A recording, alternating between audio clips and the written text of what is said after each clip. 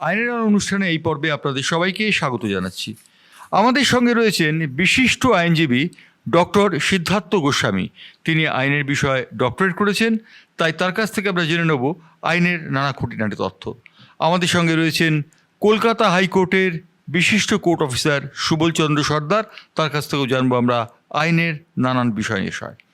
আজকে যে বিষয়টি নিয়ে আমি প্রথমে যাব, সেই বিষয়টি হচ্ছে, আমরা সবাই জানি যে অভয়া অথবা তিলোত্তমাকে নিয়ে খুব হইচই হচ্ছে। আমার প্রশ্ন যে আইনজীবী যখন এই কেসটি পাবেন, তখন প্রথম তিনি কোন দিকে নজর দেবেন? দেখুন, যে কোনো কেসই সেটা রেপ হোক বা মার্ডার হোক, প্রথম যেটা নজর যাবে মানুষের সেটা হচ্ছে এফআইআর যেটা রেজিস্টার হয়েছে এবং এফআইআর এ তার ভিতরে কি লেখুনা। আর সবচেয়ে গুরুত্বপূর্ণ বিষয় এই সমস্ত কেসে সেটা হলো একটা পোস্টমর্টম রিপোর্ট। পোস্টমর্টম কিভাবে করা হলো, তার রিপোর্টে কি কি আছে, কি কি কনসিডার করা হলো, এটা আরেকটি গুরুত্বপূর্ণ বিষয়। তৃতীয় গুরুত্বপূর্ণ বিষয় হচ্ছে যে প্লেস অফ অকারেন্স, মানে কোথায় হলো, কোন জায়গাটা হলো। আরেকটা ইম্পর্টেন্ট বিষয় হচ্ছে মেন্স রিয়া, মানে মোটিভ কি। যে কোনো ক্রাইমেরই একটা মোটিভ থাকে, উইদাউট মোটিভ ক্রাইম কখনো সম্ভব নয়। সুতরাং মোটিভ আরেকটা ইম্পর্টেন্ট বিষয় যেটা এস্টাবলিশ করা খুব প্রয়োজন। আর লাস্ট হচ্ছে ক্রাইম সিন, মানে যেখানে ঘটনাটি ঘটেছে সেই জায়গাটাতে যতটা সম্ভব সিকিউর করা এবং সেখানে প্রত্যেক কটা ছোট ছোট জিনিসও একটা এভিডেন্সের জন্য খুবই গুরুত্বপূর্ণ। সুবলবাবু, আমরা শুনলাম সিদ্ধার্থবাবুর কাছ থেকে যে অভয় বা তিলোত্তমার ঘটনা সম্পর্কে শুধু নয়, ইন জেনারেল ধর্ষণের ক্ষেত্রে কী হয়। আমরা আজকেই খবর পেয়েছি এএমসি একটি রিপোর্ট দিয়েছে, তারা বলেছে পোস্টমর্টম রিপোর্টটা অত্যন্ত সঠিক ছিল এবং তারা সেই রিপোর্টটি দেবার পর তারা একটি কথা বলেছে, একটি ল্যাকুনা ছিল। সেই ল্যাকুনাটা হচ্ছে যে ধর্ষিতার শরীরে কি পোশাক ছিল সেটি রিপোর্টে লেখা ছিল না। তারা অবশ্য বলেছে এটা খুব নেগলিজেবল অফেন্স। আপনি কি মনে করেন সুবলবাবু? আপনার তো আইনজীবী হিসেবেও সুনাম রয়েছে। না, আমি মনে করি না এটা নেগলিজেন্ট অফেন্স। এটা খুব সিরিয়াস অফেন্স। পোশাকের যখন আমরা পোস্টমর্টম করবে, তাকে হাতে কোথায় চিহ্ন আছে, কী শরীর পড়ে আছে, কোথায় পড়েছে, place of time, place of occurrence এবং তার আনুষঙ্গিক যে ড্রেস, এগুলো তো নেগলিজেন্স অফেন্স নয়, এগুলো খুব সিরিয়াস অফেন্স। এগুলো তো না হলে আপনি কেসটা আমাকে দাঁড় করাবেন কী করে? আমি একটা কথা বলছি এখানে, সিদ্ধার্থবাবু যেটা বলছিলেন যে প্রত্যেকটা কেসের মার্ডারের বা রেপের মোটিভ। এখন এই মোটিভের ব্যাপারটা যে খুব ইন্টারেস্টিং ব্যাপার, সেটা হলো আমি দেখবেন ধারাবাহিকভাবে যখনই রেপ হচ্ছে তখনই মার্ডার হচ্ছে। রেপ এবং মার্ডার দেখবেন একটা যেন পরস্পর অঙ্গাঙ্গিভাবেই জড়িয়ে আছে। তার মানে কি, তুমি রেপ করার পরে মানে তার মনে হলো যে জনগণ জেনে যাবে, এটা আমাকে চাপা দিতে হবে, তাই তাকে মারা। কিন্তু প্রথম হচ্ছে এই যে মোটিভ মানে সিরিয়াস ব্যাপার, যে একটা মেয়েকে রেপ করবো তারপরে মার্ডার করবো। আমি যেগুলো কেসগুলো রিসেন্টলি যে আলোচ্য নিয়ে কেসগুলো, অভয়া, নির্ভয়া বা কামদুনি থেকে আরম্ভ করে যে কোনো ঘটনাগুলো দেখুন, অদ্ভুত একটা জিনিস আমি দেখতে পাচ্ছি, ধারাবাহিকতা, যে রেপ হবে তারপরে মারা হবে, মানে এই যেন সিনেমার মতো মারা ব্যাপার। তাহলে ক্রাইমটা আমাদের জানতে হবে কোন জায়গায় চলে আসছে। আমরা একসঙ্গে বসে আছি, একসঙ্গে খাচ্ছি, একসঙ্গে গল্প করছি, আমি নির্ভয়ের কথা, অভয়ের কথা বলছি, যেটা আরজি করের কথা, সেই তাকে মার্ডার করছে। মানে অন্যকে ওই কী বলবো, উইলিয়াম শেক্সপিয়ারের জুলিয়াস সিজারের মতো, যে বুড়া যখন মারছে, জুলিয়াস সিজার বুঝতেই পারছে না তার ঘনিষ্ঠতম বন্ধু তাকে বুকে ছুরি মারছে। দাও ব্রুটাস ইউটু, যার জন্য বিখ্যাত। বলছে ইউটিউব ব্রুটাস, বলে তুমিও মারছো। এখন অভয়ের ক্ষেত্রে তাই হচ্ছে, যে এখন ব্যাপার হচ্ছে আপনি যেটা বলছেন, আমি আবার প্রশ্নটা ফিরে আসি, যে ড্রেসের ব্যাপার। অবশ্যই ড্রেস একটা গুরুত্বপূর্ণ একটা অধ্যায়। থানাতে কি হয়, থানাতে মেনলি যেটা হলো সমস্ত এফআইআর হয়। এফআইআর যখন দেখুন, জাস্টিস ডিলেড মানে জাস্টিস ডিনাইড। যে কোনো জিনিস যদি দেরি করে হয়, সময়ের নিরিখে সব কিছু ভালো মন্দ, সময়ের পরে কিন্তু ভালো মন্দটা সবগুলো ব্যাড হয়ে যায়, সময়ে সব কিছু দরকার। এখন আমি যখন এফআইআরটা করবো, যদি এফআইআরটা ঠিক মতো হলো না, আমি অভয়ের কথা বলছি, তারপরে যে মানে ইনভেস্টিগেশনটা যদি প্রপার যদি না হয়ে যায়, তারপর পোস্টমর্টম রিপোর্টটা যদি ঠিকঠাক না হয়, আমি কেসটা দাঁড় করাবেন কী করে? প্রথম থেকে কী হচ্ছে, এই অফারটা আমার মনে হয়েছে যে গভর্নমেন্ট স্পন্সর, মানে কী বলবো, দুর্নীতি বলবো একটা। কেন বলছি এটা বলতে গেলাম, ধরুন দেখেন পুলিশ দাঁড়িয়ে আছে, প্রচুর পুলিশ দাঁড়িয়ে আছে, সেই পুলিশের প্রাচীর ভেদ করে আরজি করেন, যেখানে অভয়া ধর্ষণের মার্ডার হয়েছে সেখানে ভাঙচুর হচ্ছে। তার মানে যে আমি কোনো প্রমাণ এখানে রাখবো না। তাহলে এরকম যদি হতেই থাকে, তো আপনাকে রাষ্ট্র যদি দেখা যায় যে রেপ ধর্ষণের প্রতিবন্ধকতা, তাহলে আপনি সেখানে বিচার পাবেন কী করে? আর পুলিশ যদি দেখা যায় উপরওয়ালা তাকে ইনস্ট্রাকশন দিয়েই রেখেছে যে এটা তুমি এই করবে পুলিশের হাত পা বাঁধা। বিচারক কী করবে on the basis of FIR, সেটা তুমি যেটা বললে বিচারকের হাত পা বাঁধা। তুমি যেমন কাগজ দেবো তেমন অনেকেই বলে বিচার ব্যবস্থা ভালো হচ্ছে না, বিচার ঠিক হচ্ছে না, বিচার ভালো হচ্ছে না, বিচার ঠিক মতো জাস্টিস দিচ্ছে না। কিন্তু জজ সাহেবরা করবেন কী করে? এটা তো যেটা রাষ্ট্র যে ফাংশন, রাষ্ট্র যদি সেই ফাংশনটা প্রপারলি করে মানে ঠিকঠাক পালন করে তাহলে কি হবে? তাহলে বিচার ব্যবস্থা ঠিক রাইট, কাগজপত্র ঠিক থাকবে। শীতবাবু আরেকটি প্রশ্ন আপনার কাছে যাচ্ছি। একটু আগে সুবলবাবু খুব চমৎকার একটি কথা বলেছেন, রেপ অ্যান্ড মার্ডার। তো রেপ অ্যান্ড মার্ডারের ক্ষেত্রে রেপ একটা কেস এবং মার্ডার একটা কেস, এক্ষেত্রে কি দুটো কেসই আলাদা আলাদা আইনের ধারায় আসে নাকি একই ধারাতেই সেটা বিচার্য হয়? খুব ভালো প্রশ্ন, বাট এটা বলার আগে আমি সুবলবাবুর কথা ধরে একটা কথা বলতে যাই। উনি খুব একদম সঠিক বললেন যে এই যে অ্যাপারেল বা ড্রেস তার ইম্পর্টেন্স কতটা। আমরা সবাই হয়তো ভুলিনি মনিকা লিউন্সকি কেস। মনিকা লিউন্সকি কেসের মেইন টার্নিং পয়েন্টই ছিল একটি অন্তর্বাস। সুতরাং অ্যাপারেলসের বিশাল ভূমিকা, কারণ ভারতবর্ষে judiciary is not solely dependent আপন ওনলি দি মেডিকেল ওপিনিয়ন। মানে পোস্টমর্টম রিপোর্ট যেটা আসবে, একটা এক্সপার্ট ওপিনিয়ন যা দেবে তার উপরে কিন্তু মানে বেস করে ভারতবর্ষে কিন্তু বিচার হয় না। ভারতবর্ষে ইম্পর্টেন্ট হচ্ছে সার্কামস্ট্যান্সিয়াল এভিডেন্স। কারণ সার্কামস্ট্যান্সিয়াল এভিডেন্স মানে শুধুমাত্র যে একটা মেডিকেল রিপোর্ট হলো তার বেসিসে একটা অর্ডার হবে তা না, তার সমসাময়িক আরও যা যা এভিডেন্স আছে প্রত্যেক কটার ইকুয়াল গুরুত্ব আছে, উইটনেসের ইকুয়াল গুরুত্ব আছে, এবং সব কটাকে একসাথে কনসিডার করার পরেই বোঝা যাবে যে কে দোষী কে দোষী নয়। সুতরাং সঠিকভাবে উনি বলেছেন যে এই যে অ্যাপারেল, এটার এক বিশাল ভূমিকা। এইমস আজকে যে রিপোর্টটা দিয়েছে সেই রিপোর্টে তারা কিন্তু বলেছে যে অ্যাপারেলটা খুব একটা গুরুত্বপূর্ণ নয়, এটা তাদের রিপোর্ট, এইমস এর বক্তব্য। আমি এটা মনে করি না এইমস এর বক্তব্য অ্যাপারেল গুরুত্বপূর্ণ নয়, কারণ এইমস এর বক্তব্য হচ্ছে বক্তব্য এক্সপার্ট ওপিনিয়ন হিসেবে। এইমস বক্তব্য দিয়েছে মেডিকেল পার্টটা নিয়ে, পোস্টমর্টমটা নিয়ে। এক্স্যাক্টলি। তো পোস্টমর্টমে একটা অ্যাপারেলের কোনো ভূমিকা হয়তো নেই ডেফিনেটলি, কিন্তু একটা সার্কামস্ট্যান্সিয়াল এভিডেন্সে ওই অ্যাপারেলের মধ্যে কারুর সিমেন আছে কিনা, নেই কিনা, কিভাবে চেরা হয়েছে, তার কন্ডিশন কি, কোথায় পড়েছিল, সেটাই সেই দিনকে পড়েছিল না কিনা আনা হয়েছে, এর হাজারো প্রশ্ন হতে পারে। সুতরাং এইগুলোকেও এফএসএল মানে ফরেনসিক ল্যাবরেটরিতে পাঠানো খুবই প্রয়োজন ছিল।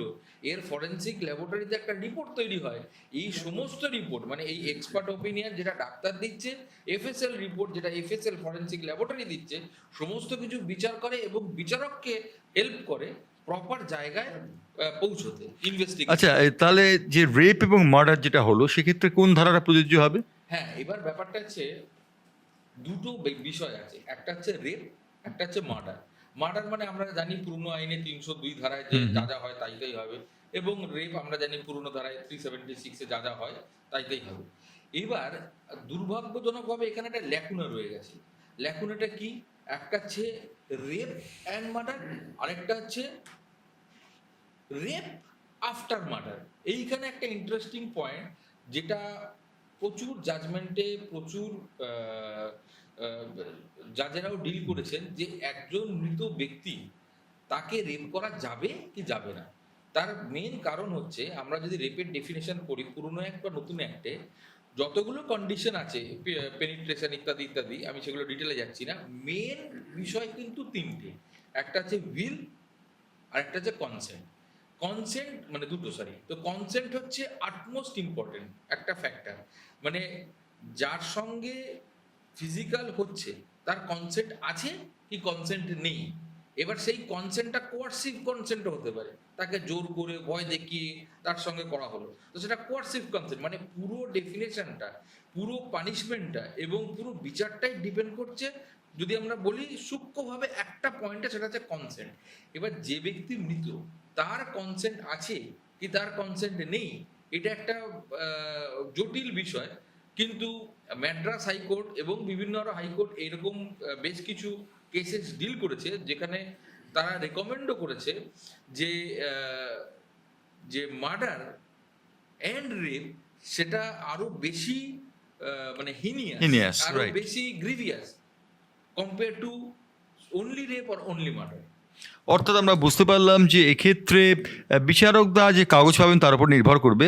আমি একটা হিউম্যানিটেরিয়ান গ্রাউন্ডে সুবলবাবুর কাছে প্রশ্নে যাচ্ছি। আমরা দেখেছি অনেক ক্ষেত্রে উইলফুল সেক্স হচ্ছে, উইলফুল সেক্সের পর কোনো একটা বিষয়ে মতানৈক্য হলো, তখন সেটাকে রেপ বলে চালিয়ে দেওয়া হলো। সেই সময় কি আইনের বিশেষ কিছু করার থাকে? দেখুন, এখন লেটেস্ট জাজমেন্ট এসেছে অনেক। আমাদের হাইকোর্টে যেমন সুব্রমণ্যম মুখার্জি প্রথম আমাদের হাইকোর্টে অর্ডার দিয়েছিলেন যে রেপ যদি হয় মানে সম্মতির ভিত্তিতে হয়, সেটা রেপ হিসেবে গণ্য হবে না। অনেকদিন ধরে একটা ছেলে অনেকদিন ধরে লিভ টুগেদার করলো, করার পর মনোমালিন্য হলো। সমস্যাটা মনে হলো যে ঠিক আছে, ওর বিরুদ্ধে আমি যেহেতু আইন আছে, আইন মেয়েদের পক্ষে, আমি ওকে বিরুদ্ধে আমি অ্যাকশন দেবো, অতএব আমার রেপ হয়েছে বলে আমি থানায় এফআইআর লঞ্চ করলাম। যেমন দেখুন না, বিখ্যাত ওই ক্রীড়াবিদ পিঙ্কি পারমিন, ওর বাড়িটা একটা মেয়ে ছিল ওর কাছে। মেয়েটা শুনে এও মেয়ে এও মেয়ে, এখন ও বলছে আমাকে রেপ করেছে। একটা মেয়েকে রেপ করেছে। যাই হোক, পুলিশ তাকে ধরে নিয়ে তাকে পিঙ্কিকে মেয়ে ছিল, তাকে পুলিশের কারাগারে রেখে দিল। অদ্ভুত নিয়ে অদ্ভুত বেঁচে কী বলবো। তা যাই হোক, সেটা খুব দুর্ভাগ্যজনক ব্যাপার। তো পরবর্তীকালে এটা সুব্রত তালুকদারের কোর্টে বেকসুর খালাস হয়ে যায়। এখন মহিলারা যা করছে, যার ফলে কি হচ্ছে যে এই রেপের ব্যাপারটা আস্তে আস্তে সিদ্ধার্থবাবু যেটা বললেন যে সংজ্ঞাটা চেঞ্জ হচ্ছে। তুমি একটা লোকের সঙ্গে সহবাস করলে, একটা লোকের সঙ্গে থাকলে, খাওয়া দাওয়া করলে, ঘুরলে, মস্তি করলে, আর পরে যখন দেখা গেলে তোমার স্বার্থের বিরুদ্ধ হয়ে যাচ্ছে, তখন তুমি সঙ্গে সঙ্গে বললে যে আমাকে রেপ করেছে, ফোর্সফুলি রেপ করেছে। এই জায়গাটা কিন্তু দেখুন আমরা অনেকটা মানে কী বলবো, ল লেখনা বলা যায়, তবে ল অনেকটা ধরেছে, মানে এর কারণ দিচ্ছে, পুলিশদের পক্ষে সমাধানের চেষ্টা করছে। এটা আমাদের দুর্ভাগ্য বলবো যে আমরা বলছি মডার্ন হচ্ছি, আধুনিকতা হচ্ছে। তো আধুনিকতা তো হলে শুধু মানসিকতাই তো আধুনিকতা হতে হবে। ল আস্তে আস্তে চেঞ্জ হচ্ছে। কীভাবে এই আইন যখন আস্তে আস্তে, অপরাধ যখন পরিবর্তন হয়েছে, আইনও আস্তে আস্তে কিন্তু ধীরে ধীরে পরিবর্তন হচ্ছে। যার ফলে সুব্রমণ্যম মুখার্জি একটা যুগান্তকারী অর্ডার দিয়েছে। সেটা তো ওটা ভালো করে জানবে যে একটা আমাদের হাইকোর্টে মামলাটা হচ্ছে, আমি মুহূর্তে কেসটা বলতে পারলাম না, যে একটা ছেলে মেয়ে দীর্ঘদিন ছিলেন, সহবাস করেছিলেন, হঠাৎ মেয়েটা বললে রেপ হয়েছে বলে এফআইআর হয়েছিল, মেয়েটা। তারপরে সুব্রমণ্যম বলেছে না, তুমি একটা একটা কনসিডারের পিরিয়ড থাকার পরে তুমি এটা বলতে পারো। এখন লেটেস্ট জানেন যে সুপ্রিম কোর্টে যেটা দিয়েছে যে লিভ টুগেদার বৈধ বলে দিল। কেন বৈধ? তুমি রইলে, খাওয়া দাওয়া করলে, থাকলে, ঘুরলে, তারপরে বললে রেপ হচ্ছে, এটা মানা যায়। আরেকটা কথা এই প্রশ্নে আমি বলে নিই, এটা খুব দুর্ভাগ্য আমাদের দেশে যে যখন একটা ছেলে মেয়েকে গভর্নমেন্টকে ট্যাক্স দিয়ে হোটেলে উঠছে, এই মানে হোটেলে উঠছে, তারা সহবাস করুক, প্রেম করুক, চুমকাক, সেটা আমাদের ব্যাপার না, আমরা তো কেউ দেখতে পাচ্ছি না। কিন্তু মোদী সরকার আসর থেকে ধরে নিয়ে আসছে। পুলিশের যে এত দেশে ক্রাইম বাড়ছে, এত খুন রেপ, সেদিকে না গিয়ে কি ছেলেমেয়েরা, ইয়ং ছেলে মেয়ে বা অ্যাডাল্ট ছেলেমেয়েরা কোথায় তারা মিউচুয়াল কনসেন্টে, কোথায় হোটেলকে গভর্নমেন্টকে ট্যাক্স দিয়ে এনজয় করছে, এই যে ধরে আনা, এর বিরুদ্ধে কিন্তু আমি বলবো আগামী দিনে প্রতিবাদ করা উচিত। তোমার ভিতরে তুমি তখনই স্টেপ নেবে যখন তোমার কাছে কমপ্লেন আসবে। যতক্ষণ না no complaint lodged before the PS no step against the persons and women person who enjoy in the hotel or in the bar, কখনো করতে পারবে। কিন্তু এটা করছে। এখন বলছি ইম্পেলার ট্রাফিক অ্যাক্ট, আরে ইম্পেলার ট্রাফিক হোটেলের ভিতরে কি করছে পুলিশ গাড়ি থেকে জানবে করতে নেই, ওটা গল্প করতে পারে, তো গল্প করতে পারে না, রামায়ণের কথা বলতে পারে। এখন তুমি ধরনের কি করে বাইরে থেকে যে রেপ হয়ে যাচ্ছে, আর যদি বা হয়েই থাকে তার তো মিউচুয়াল কনসেন্ট হয়ে গেছে, তোমার মাথা ব্যথা দিতে কারণ নেই, মাথা ব্যথা যা সেই করো, তোমার তো মাথা ঘটানোর দরকার নেই। কিন্তু এটা হচ্ছে, আমার মাঝে আমার যে পুলিশ বন্ধু থাকে, আমি কেন তোরা আমার কাজ পাচ্ছি না, ওখানে যেতে হচ্ছে রেপ করতে, আর সাংবাদিকরাও পেয়ে গেছেন ভালো খবর রেপ করছে। সিদ্ধার্থবাবু, আরেকটি প্রশ্নে যাব আমি, সেটি হচ্ছে রেপ অ্যান্ড গ্যাং রেপ, এই বিষয়টির মধ্যে কোনো পার্থক্য কি আইন এ ব্যাপারে কোনো স্পষ্টভাবে করে? হ্যাঁ, রেপ এবং গ্যাং রেপ এটা হচ্ছে সম্পূর্ণ পৃথক একটা বিষয়। রেপ যখন একটি বেসিক্যালি যে কোনো রেপই হচ্ছে একটা পারভার্সান মানুষের, কিন্তু এই পারভার্সান যখন মোটিভেটেড হয় তখন তার ক্রাইমের যে ভেরাসিটি সেটা আরও বেড়ে যায়। সুতরাং গ্যাং রেপের যে পানিশমেন্ট সেটা অন্য এবং রেপের যে পানিশমেন্ট সেটা অন্য। সম্প্রতিকালে আমাদের যে বিএনএস বা বিএনএসএস এসছে, তাতে করে রেপের ডেথ পেনাল্টি অবধি পানিশমেন্ট আছে গ্যাং রেপের। তো সুতরাং এটা অবশ্যই আলাদা। অর্থাৎ আমরা বুঝতে পারছি গ্যাংরেপ এবং রেপ সম্পূর্ণ আলাদা। আরজি করে যে তরুণীটি ধর্ষিতা হয়েছেন তিনি গ্যাংরেপ হয়েছেন না রেপ হয়েছেন তাই নিয়ে কিঞ্চিত সন্দেহের অবকাশ রয়েছে। এই বিষয়টি এখনও স্পষ্ট নয়, এখনও পর্যন্ত দিনের আলোয় আসেনি, যদিও এই নিয়ে আন্দোলন চলছে এবং এই নিয়ে উই ওয়ান্ট জাস্টিস বলে একটি আন্দোলন সারা কলকাতা জুড়ে চলছে। আপনারাও নিশ্চয়ই এর শরিক হয়েছেন অথবা এই বিষয়ে অবহিত আছেন। দুর্গাপুজো এসে গেছে, দুর্গাপুজো নিয়ে মানুষ অনেকটাই মেতে উঠেছে, কোথাও একটা ফিজলড আউট হয়েছে এই বিষয়টি, সে বিষয়ে কোনো সন্দেহের অবকাশ নেই। তবে একটি কথা বলা যেতে পারে যে ওয়ার্ক প্লেসে যদি এই ঘটনা ঘটে তাহলে আইন কি স্পেসিফিকভাবে এই ব্যাপারে কোনো কথা বলেছে, না এটা সবার ক্ষেত্রেই সমান?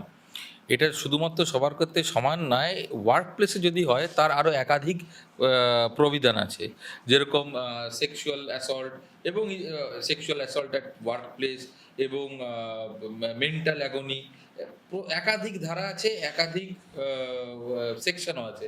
সুতরাং এর যে ভেরাসিটি বিভিন্ন রকম সেকশন লাগবে এবং ক্যাপিটাল অর্থাৎ ক্যাপিটাল পানিশমেন্টের দিকে এগুচ্ছে বিষয়টি। তবে আরেকটি কথা আমরা জিজ্ঞাসা করব, সেটা হচ্ছে যে ইদানিংকালে একটা কথা খুব শুনতে পাওয়া যায় যে আইন নাকি কিনতে পারা যায়। সুবোধবাবু এই সম্পর্কে বলতে পারবেন পরিষ্কারভাবে, আইন কি সত্যিই কেনা যায়? দেখুন একটা কথা বলি, খুব ভালো প্রশ্ন করেছেন এবং খুব সুন্দর প্রশ্ন। কেনা যায় তো বটে, কেন কেনা যায় বলছি। দেখুন একটা কথা বলেছি, গরিবদের জন্য আইনটা আর বড়লোকদের জন্য আইনটা মজা মস্তি করার জন্য। এখন ধরুন আমি একটা ক্রাইম করলেন, করার পরে দেখা গেলো যে ভারতবর্ষে যত বিখ্যাত লয়ার সব আমি দান করা হয়, আর যে গরিবের সব তার টাকা নেই, তো তাহলে ফাইটটা যে হবে ইকুয়াল যে কন্টেস্টটা কোন হবে কী করে? আমি তো এইভাবে কেনা যায়। আমি এবার বিচারকদের কেনা এইভাবে এখন সে ভারতবর্ষে সেরকম অবস্থায় আসেনি। বিচারকরা যথেষ্ট ভালো রায় দেন এবং নিরপেক্ষ রায় দেন এবং এ ব্যাপারে কারোর কোনো সন্দেহ নেই। আমিও জাসের প্রতি গভীর শ্রদ্ধাশীল, আমি কেন সবাই শ্রদ্ধাশীল। কিন্তু প্রশ্নগুলো তো কেনা যায় তো, বড় লোকটা যেগুলো যখন টাটা বিল্ডার্স যদি মামলা হয়, আপনার মামলা হবে আমার মামলা হয়, কারণ কী করে জিতবো? দেখা ধরুন আমার মামলাটা ফাইল হচ্ছে আপনার ক্যালকাটা হাইকোর্টে, ওখানে যত শক্তি মুখার্জি থেকে আরম্ভ করে জয়ন্ত মিত্র থেকে আরম্ভ করে যত বিখ্যাত ব্যারিস্টারগুলো দান করে দিল, আর অন্যদিকে দেখা গেলো সে আর কিছু লয়ারই পেল না। হয় আমি সুপ্রিম কোর্টের কথা বলি, কপিল সিবাল ভার্সেস যে অভয়ের কথা, ওনারা সেরকম পাচ্ছে না। নর্মালি কিনতে পারে, যারা বড় লোকের প্রচুর টাকা আছে তারা তো কিনতেই পারে। কবি জীবনানন্দ দাস কি বলেছে যে যারা বড় লোক তারা কি করে, যারা উঁচু দরের লোক তারা সব কিছু কিনে নিতে পারে, এমনকি নারীকেও কিনে নিতে পারে। তো নর্মালি তারা সব কিছু কিনতে পারত। সিদ্ধার্থবাবু একটা প্রশ্ন করি, আইন তো আমরা ধরে নিচ্ছি কিনা যায়, কিন্তু এটা কি সত্যি যে বড়লোকদের জন্য একরকম আইন এবং গরিবদের জন্য একরকম আইন, না মানুষের জন্য ইউনিফর্ম আইন? না, আইন কখনোই আমি মনে করি যে কেনা যায় না। প্রত্যেক কটা মানুষের একটা একই আইন এবং এটা একটা ইউনিভার্সাল। সমস্যাটা কোথায় হয়? সমস্যাটা হয় টাইম, যেখানে প্রসেস পানিশমেন্ট আগের দিন বলেছিলাম সেইখানেই সমস্যা হয়। কিছু কিছু টেকনিক্যাল রিজনে যখন আননেসেসারি অ্যাডজয়েন্টমেন্ট বা টাইম চাওয়া হয়, 1 নম্বর। 2 নম্বর হচ্ছে কিছু কিছু মানে ছোট ছোট টেকনিক্যাল গ্রাউন্ড দেখিয়ে অনেক সময় অনেকের মামলা বাতিল করা হয়। একটা এক্সাম্পল দিই, সাপোজ কোনো পুলিশ কোনো কাজ করছে না, একজন হাইকোর্টে এলো, তার এগেনস্টে পুলিশ ইনঅ্যাকশন ফাইল করা হলো। এবার দেখা গেল সেই মামলাটা পুলিশ ইনঅ্যাকশনের জায়গায় একটা পুলিশ ইনঅ্যাকশন ফাইল করেছে, মানে সে রিট পিটিশন ফাইল করেছে, অর্থাৎ তার কনস্টিটিউশনাল রাইট ইনফ্রিঞ্জ হচ্ছে, যার জন্য সে একটা রিট পিটিশন ফাইল করেছে। এবার দেখা গেল সেটা রিট পিটিশন সেখানে লাই করবে না, তার লাই করবে সিভিল রিভিশন। রিভিশন মানে কি?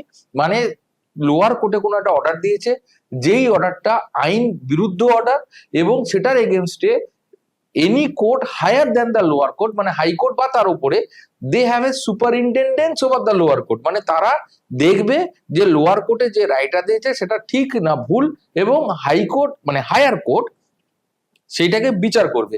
এবার অনেক সময় টেকনিক্যাল গ্রাউন্ডে কি হয়, জজ সাহেবেরও হাত পা বাঁধা থাকে, যখন এইরকম কিছু পয়েন্ট আসে, কোনো সিনিয়র অ্যাডভোকেট এলেন, এসে এইরকম কিছু পয়েন্ট প্লিড করলেন যে ভাই এইটার যে তোমার যে প্রেয়ার, তুমি যা চাইছো, তুমি যা সমাধান চাইছো, এইটা কোর্টের কাছে এই পিটিশনে লাই করবে না, তোমাকে অন্য পিটিশন করতে হবে। এইবার দেখা গেল যে গরিব মানুষ বা যে সাধারণ মানুষ, হয় সে বুঝতে পারলো না বা তার কাছে টাকা নেই, সে চলে গেল। ফলে কি হলো? Justice is not subserved. এখানে একটা জিনিস আমি খুবই মনে করি, সেটা হচ্ছে জুডিশিয়াল অ্যাক্টিভিজম।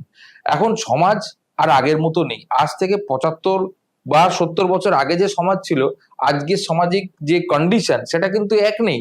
সুতরাং আইনটা তো একই আছে। এবার আইনটা এক থাকলেও জজেদের কাছে একটা ইনহেরেন্ট পাওয়ার থাকে, রিট কোর্টের কাছে একটা ইনহেরেন্ট পাওয়ার থাকে, যার নাম হচ্ছে জুডিশিয়াল অ্যাক্টিভিজম। মানে জজ যদি মনে করে সোসাইটির ক্ষেত্রে আমার এই পদক্ষেপ নেওয়া উচিত আইনের ভেতরে থেকে, কিন্তু আমি এক্সটেন্ড করব, তো সেটা করতে পারে। বাট আনফর্চুনেট জুডিশিয়াল অ্যাক্টিভিজম এখন অতটা বেশি এক্সারসাইজ করা হয় না। কিছু কিছু ক্ষেত্রে অবশ্যই করা হয়। আমরা বিভিন্ন খুব রিপোর্টেড ল্যান্ডমার্ক জাজমেন্ট, গঙ্গা থেকে আরম্ভ করে এমসি মেহতা, বিভিন্ন জাজমেন্ট যেখানে জুডিশিয়াল অ্যাক্টিভিজম ইউজ করা হয়েছে এবং একের পর এক রায় দেওয়া হয়েছে। তো আমার মনে হয় যে খুব হাইপার টেকনিক্যাল হয়ে যদি রায় না দিয়ে একটু জুডিশিয়াল অ্যাক্টিভিজম এক্সারসাইজ করা যায় আজকের দিনে, কোর্ট যদি করে মনে করে, তাহলে ডেফিনেটলি এটাই বেটার। বাট আদারওয়াইজ অন্যভাবে যদি আইন বলে, আইন সবারই জন্যই এক, সেটা গরিব হোক বড়লোক হোক, যা যা সংবিধানে লেখা আছে সেইটা গরিবের জন্য প্রযোজ্য, বড়লোকের জন্য প্রযোজ্য। একজন বড়লোক যদি সে মদ খেয়ে কাউকে চাপা দেয়, আর একটা গরিব লোক সেও যদি মদ খেয়ে বাইকে করে চাপা দেয়, দুজনের জন্যই পানিশমেন্ট এক। এরকম হবে না যে ও বড়লোক বলে তার পানিশমেন্ট কম বা এই গরিব বলে তার পানিশমেন্ট বেশি। বেল বন্ড দুজনকেই দিতে হবে, পানিশমেন্ট দুজনকেই করতে হবে। একটা গরিব সেও যদি রেপ করে তার যা পানিশমেন্ট হবে, একজন বড় লোক সেও যদি রেপ করে তারও তাই পানিশমেন্টই হবে। অর্থাৎ এক্ষেত্রে বিচারের বাণী নীরবে নিভৃতে কাঁদে না। তবে একটা কথা, সুবলবাবু, আপনি তো দীর্ঘদিনের কোর্ট অফিসার, ইদানিংকালে যে কোনো বিষয়ে কোর্টের দ্বারস্থ হওয়াটা একটা রেওয়াজ হয়ে দাঁড়িয়েছে, যেটা স্টাইল বা ফ্যাশন হয়ে দাঁড়িয়েছে। এটা সম্পর্কে আপনি যদি কিছু বলেন। আমাদের হাইকোর্টে, ক্যালকাটা হাইকোর্টের কথা বলছি, পার ইয়ারে 60,000 মামলা ইনস্টিটিউশন হয়, আর পার ইয়ারে 40,000 মামলা ডিসপোজ হয়। তো নর্মালি তাহলে কথা হচ্ছে 20,000 মামলা হচ্ছে পার ইয়ারে। তো এটা জমতে জমতে জমতে জমতে একটা মামলার পাহাড় জমে যায়। তো এটাও ঠিক কথা, তো পৃথিবী হচ্ছে জনবহুল দেশ একটা, ভারতবর্ষ, সেই সংগতের কারণে মামলাও বেশি হয়। এখন ব্যাপারটা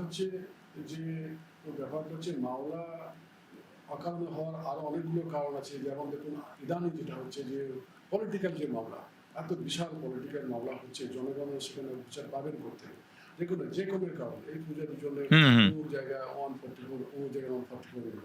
এখন এই যে রাজনৈতিক যে কালারের যে মামলাগুলো হচ্ছে, আমার তো মনে হয় এখন ইদানিং হাইকোর্ট থেকে সুপ্রিম কোর্টে হাজার হাজার মামলা হচ্ছে, বিশেষ করে পলিটিক্যাল ভেন্ডেটার জন্য। এই যে এত দ্বন্দ্ব, এটা একটা কারণ মামলা জমে যাওয়ার। আর একটা কারণ হলো কারণে অকারণে যেটা বললেন, যে মামলাগুলো হওয়া উচিত নয় সিমসি গ্রাউন্ডে, এমনি নর্মালি লাই করা, সেগুলো কিন্তু মামলাগুলো হচ্ছে এবং ব্যাগিং হচ্ছে, যার ফলে কি হয়, যারা বিচার পাওয়ার কথার সময় তারা বিচার পায় না। খুব ভালো প্রশ্ন করেছেন যে কারণে অকারণে তো ফাইল হয়, যে মামলাগুলো হয় না, বা যে মামলাগুলো 1 মিনিট বা 2 মিনিট বা খুব বেশি হলে 5 মিনিটে শুনে নিষ্পত্তি করা যায়। কিন্তু সেগুলো হচ্ছে, আমি নিজের কথা বলছি, অভিজ্ঞতার কথা বলছি। আমাদের ওখানে পাড়ায় একটা পলিউশন নিয়ে মামলা হচ্ছে, পাশের বাড়ি ধোঁয়া ওর বাড়িতে আছে।